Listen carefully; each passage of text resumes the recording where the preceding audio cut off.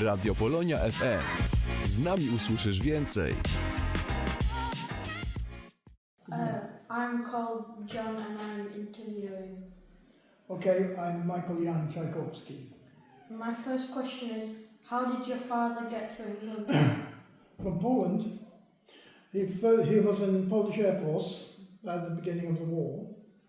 And then when the Russians invaded, because he was actually at that time in Warsaw with the General Staff of the Polish Air Force, and he was then told to go to Romania. So he went by lorry to Święta, which was the border crossing into Romania. And in Romania, the Polish forces were interned because Romania reneged on its promise to help Poland. And my father was with the medical unit. And so he went around with the doctors to the various camps, trying to treat the Poles who were ill. Many of them had malaria, and many of them died because of malaria. There was very little help from the Romanian authorities. The Romanian police were not particularly helpful. But eventually there was an agreement to allow Polish servicemen to escape. It was sort of semi-official but unofficially organized by the Polish government then in Romania. And Polish forces had to destroy all their clothing, all their military clothing. Anything that would identify them as military personnel had to be destroyed or altered. So they altered their uniforms, dyed them different colours and all the rest of it, made like civilian clothes. They were given false passports, and my father, for example, had to walk 3 days along the railway line to Constanza, which was a large port on the Black Sea. And there he took ship with other Polish airmen. In fact, they were known as Czajkowski tourists. I don't know if you've heard this term. Okay. And they then went through the Bosphorus to Palestine. First of all to Beirut for 2 or 3 days, then to Palestine, and then by ship to Marseille. And outside Marseille was a large military camp. And the Poles, or at least my father, with some of his comrades, stayed there for a couple of days. And then he was sent to a camp in the Pyrenees called Szeffield. And Szeffield has now become famous because it was also later in the war a Jewish internment camp. At that time, it was a camp mainly for Spanish refugees from the Spanish Civil War. And the Poles had a part of this camp, and the Spanish refugees had another part. And the Poles set about cleaning up their part of the camp, which was, though it was a new camp, it was pretty dirty, nobody bothered to clean it up much, and they had to cut their hair and burn their clothes because of the lice and all this kind of thing. And eventually, my father was sent after 2 or 3 weeks to Lyon, which was the main headquarters of the Polish Air Force in France.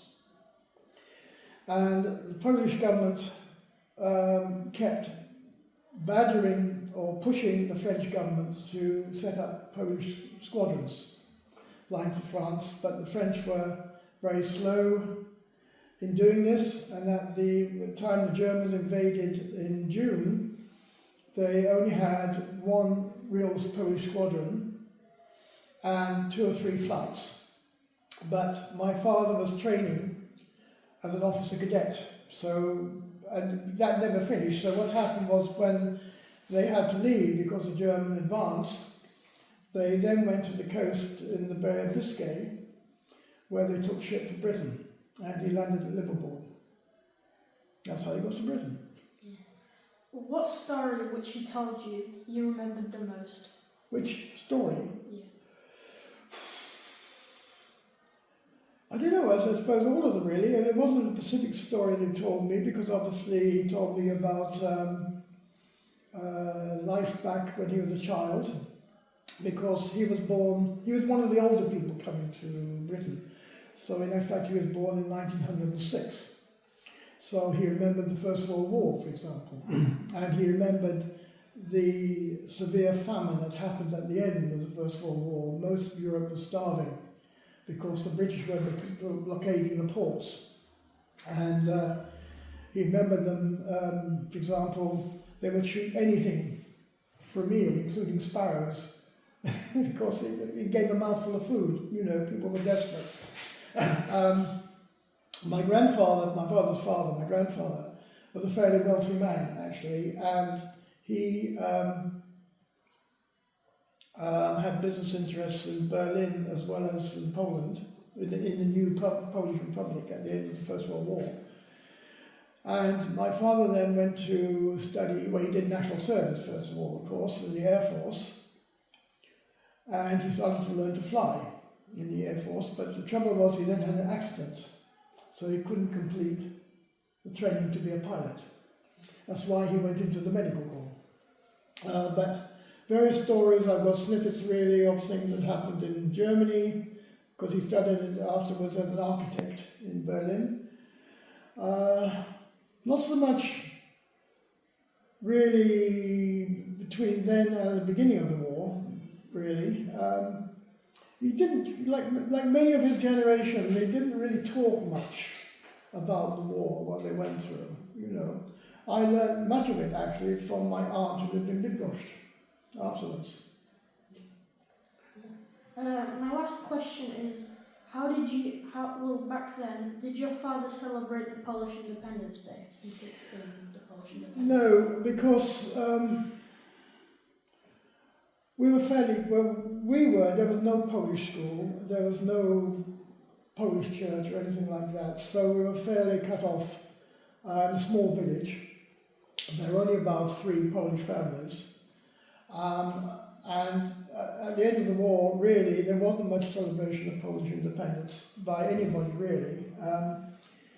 In the same way, there wasn't much celebration of the powstańcy, you know, the Warsaw powstańcy, because people had problems trying to live their own lives, you know.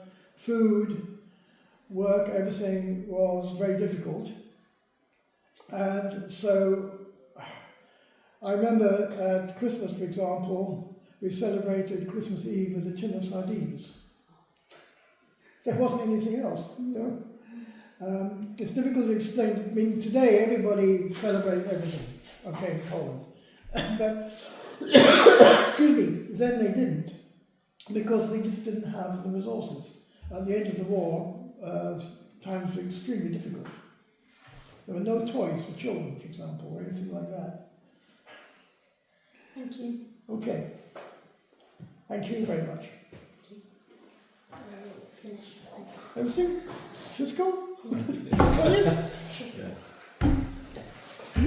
That shock, that time was really difficult for people. Yes, it was. It was actually. I mean, the stupid thing was the communists kept telling everybody in Poland how fantastically well off they were. So my aunt in Bydgoszcz was sending us food parcels, and we were sending them food parcels. That's Stupid. crazy. It was crazy. So they eventually decided to stop it, you know. Because that was just stupid, because all we were doing was paying very high postage charges or carrier charges. There was a myth that Polish people sending potatoes to East, Yeah. and they have to send some food to West too. Yeah. No, it was really very stupid time. And it was a bit of a shock when I first went to Poland in 1990. No, it was 1991. Because, of course, although things had got better, they obviously compared to Britain, you know, it's very much third world. And it's amazing to me how fast Poland has progressed.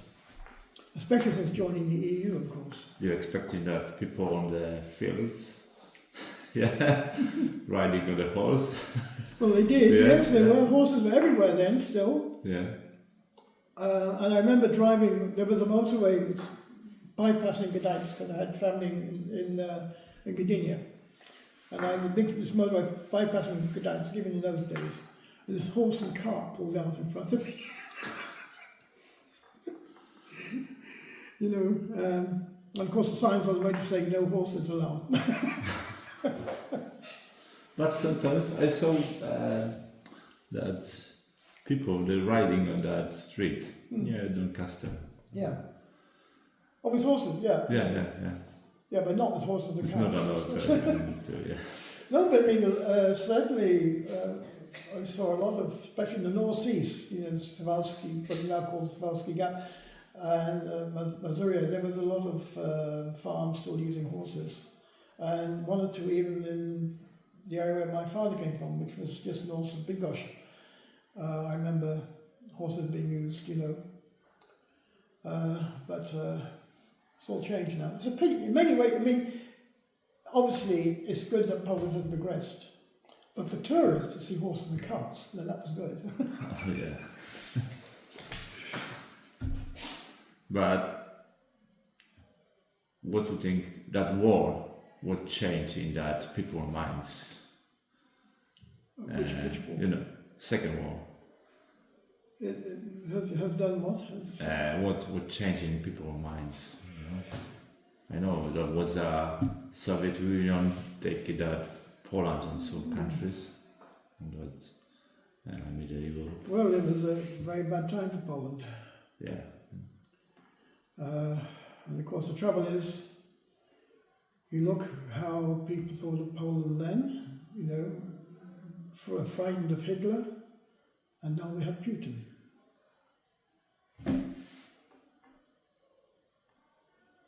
Big worry. I mean, Ukraine is a big worry, and I don't know what will happen now Trump has got in. It looks like a history is again the same time, the Second World War. You know, because if you let Putin get his way in Ukraine, there will be no stopping him. Yeah. And I don't think the English really understand that. They think it's too far away, but for us it isn't. You may end up in the army yet. What do you think about it all? I think it should just all end. Well, we all want it to end, but how? How do we end it? That's the problem. Just return the borders how they were before the war. Yes, that would be the ideal thing, but I don't think that will happen. Just Russian troops. No, it's a big problem. And what do you think as the next generation up? Radio Polonia FM. Z nami usłyszysz więcej.